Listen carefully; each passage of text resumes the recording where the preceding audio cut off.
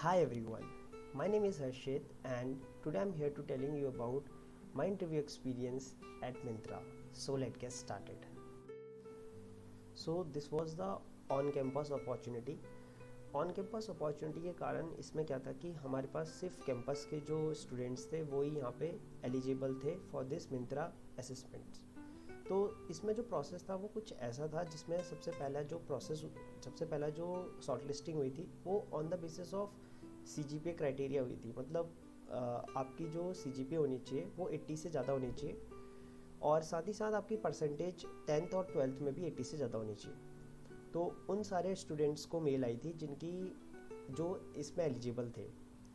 उसके बाद कुछ 1-2 दिन के बाद हमारे पास एक और मेल आई थी मिंत्रा की प्लेसमेंट की तरफ से, जिसमें हमें अपना रेज्यूमे और थोड़ी मतलब कुछ इन्फॉर्मेशन शेयर करनी थी कि किस कोर्स से हो और क्या क्या एरिया ऑफ इंटरेस्ट है ये सब। और उसके बेसिस पे यहाँ पे मिंत्रा ने एक और शॉर्ट लिस्टिंग निकाली थी।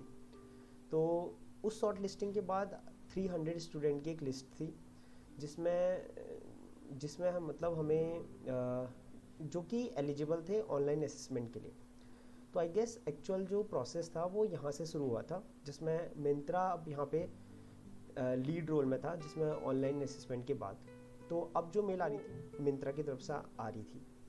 तो सबसे पहले ऑनलाइन असेसमेंट जो हुआ था वो 90 मिनट्स का था। तो इस ऑनलाइन असेसमेंट में 2 कोडिंग क्वेश्चंस थे, 2 SQL क्वेरीज थी और 3 MCQs थे। जो ये कोडिंग क्वेश्चंस थे दैट द डिफ़िकल्टीज अराउंड मतलब मीडियम एंड मीडियम हार्ड। तो जो टॉपिक से आए थे कोडिंग क्वेश्चन, एक क्वेश्चन तो था डायनेमिक प्रोग्रामिंग से और जो दूसरा क्वेश्चन था that is from back tracking और रिकर्जन। अब जो SQL क्वेरीज थी, SQL क्वेरीज भी मैं कहूँगा ईजी और मीडियम थी। पहली जो क्वेरी थी that is from group by and जो दूसरी क्वेरी थी दैट इज़ फ्रॉम जॉइंट्स। और जो कोडिंग जो MCQs थे दैट इज़ फ्रॉम कोडिंग। मतलब उसमें हमारे पास एक स्निपेट ऑफ कोड दिया था। एक कोडिंग क्वेश्चन में हमें बताना था कि what was the time complexity और दूसरे कोडिंग क्वेश्चन में ये बताना था कि that for example let's say कि आपके पास एक ऐसा एल्गोरिथम है जिसमें लॉन्गेस्ट कॉमन सबसीक्वेंस का एल्गोरिथम गिवन है। तो आपके पास ऑप्शंस थे कई सारे कि ये एल्गोरिथम कौन सी एल्गोरिथम को रिप्रेजेंट करती है। तो ऐसे करके एक MCQ क्वेश्चन आए थे। तो आई थिंक जिसने भी 2 कोडिंग क्वेश्चंस कम्प्लीटली सॉल्व किए थे they were short listed for the further rounds. अब मिंत्रा में जो इसके बाद ऑनलाइन असेसमेंट के बाद जो राउंड थे वो 4 राउंड थे, जिसमें 2 टेक्निकल राउंड थे और एक हायरिंग मैनेजर राउंड था और लास्ट जो था वो HR राउंड था। और यहाँ पे सारे के सारे राउंड एलिमिनेटरी राउंड थे कि अगर लेट्स से कोई भी राउंड आपका बेकार हो जाता है तो you are not eligible for the further process. तो ऐसा करके कुछ प्रोसेस था। तो अब 1 से 2 दिन के बाद हमारे पास एक मेल आती है कि मतलब मेरे पास एक मेल आती है that you are short listed for the further rounds. अब जो पहला राउंड था that was a coding round, जिसमें मतलब that round is a kind of a easy medium round, जिसमें उन्होंने मेरे से 2 कोडिंग क्वेश्चन पूछे थे। तो स्टार्टिंग जो हुई थी इंटरव्यू की वो कुछ ऐसे हुई थी कि उन्होंने मेरे से कुछ ऑब्जेक्ट ओरिएंटेड प्रोग्रामिंग के कॉन्सेप्ट पूछे थे। फॉर एग्जांपल एनकैप्सुलेशन क्या होता है और क्या इसके रियल वर्ल्ड एग्जांपल हैं, ये सब चीज़ें पूछी थी। मतलब ओवरलोडिंग ओवरराइडिंग के बीच में डिफरेंस और कुछ मतलब 10 से 15 मिनट इनमें यहाँ पे हमारा डिस्कशन हुआ।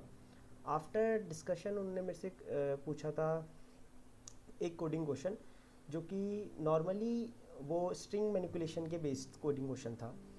तो वैसा कोडिंग क्वेश्चन मतलब आपको लीड कोड में भी मिल जाएगा और वो कोडिंग क्वेश्चन 2 पॉइंटर अप्रोच से भी हो सकता था। तो पहले तो मैंने उन्हें ब्रूट फोर्स ही बताई, फिर उसके बाद उसे ऑप्टिमाइज़ कर दिया था with the help of 2 pointer approach. तो वो कोडिंग क्वेश्चन होने के बाद वो इजी कोडिंग क्वेश्चन है और स्टैंडर्ड प्रॉब्लम भी है वो। तो उसके बाद उन्होंने मेरे से एक और क्वेश्चन पूछा था रिलेटेड टू सॉर्टिंग। तो एक क्वेश्चन है लीड कोड में जो कि विगल सॉर्ट करके है। तो उससे सिमिलर वो कोडिंग क्वेश्चन उन्होंने मेरे से पूछा था।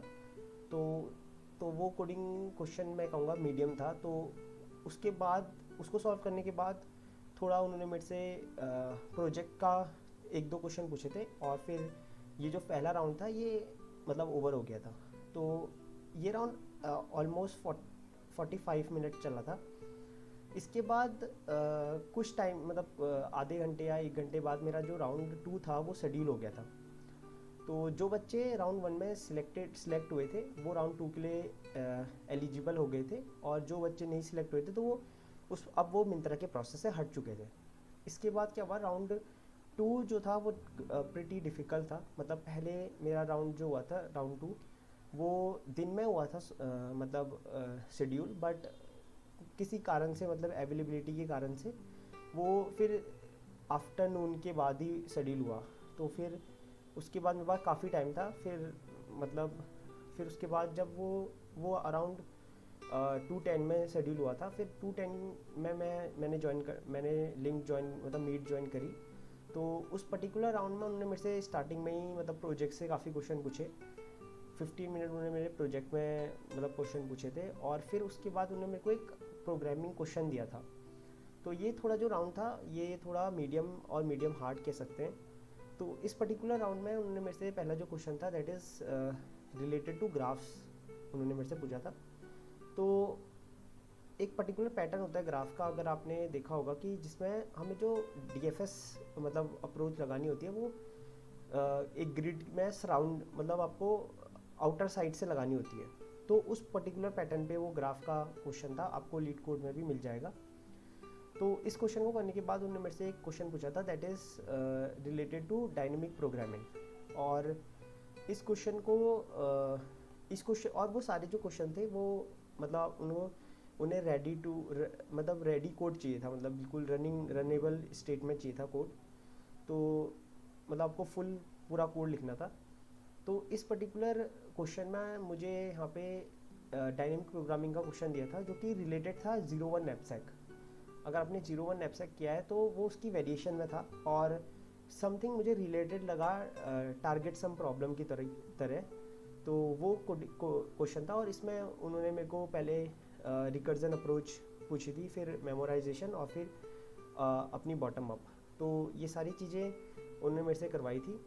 आखिरी में थोड़ा सा कुछ टाइम बचा था तो उन्होंने मेरे से एक क्वेश्चन लिंक लिस्ट का भी पूछा था, और इस वाले क्वेश्चन में उन्हें रनेबल कोड नहीं चाहिए था, सिर्फ मुझे फंक्शन को लिखना था, और वो छोटा सा क्वेश्चन था और वो स्टैंडर्ड प्रॉब्लम है।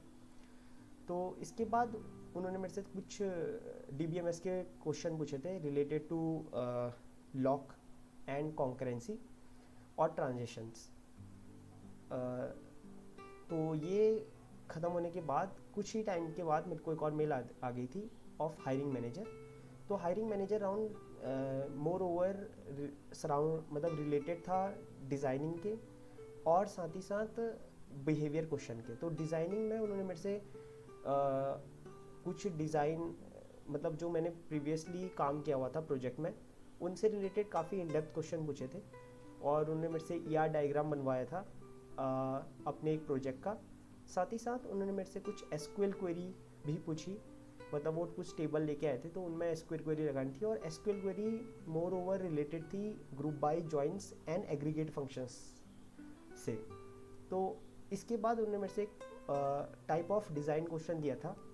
तो वो डिज़ाइन क्वेश्चन मतलब उसमें हमें क्या करना था कि मतलब मोर ओवर वो डिज़ाइन क्वेश्चन ऐसा था कि जिसमें हमें कुछ रिट्रीव करना है इंफॉर्मेशन ऑफ डेटा, और कुछ हमें मतलब काइंड ऑफ क्वेरीज दी हैं जो कि रन करानी है। तो वो डिज़ाइन क्वेश्चन उन्होंने मेरे से पूछा था कि किस लैंग्वेज में तुम कंफर्टेबल हो।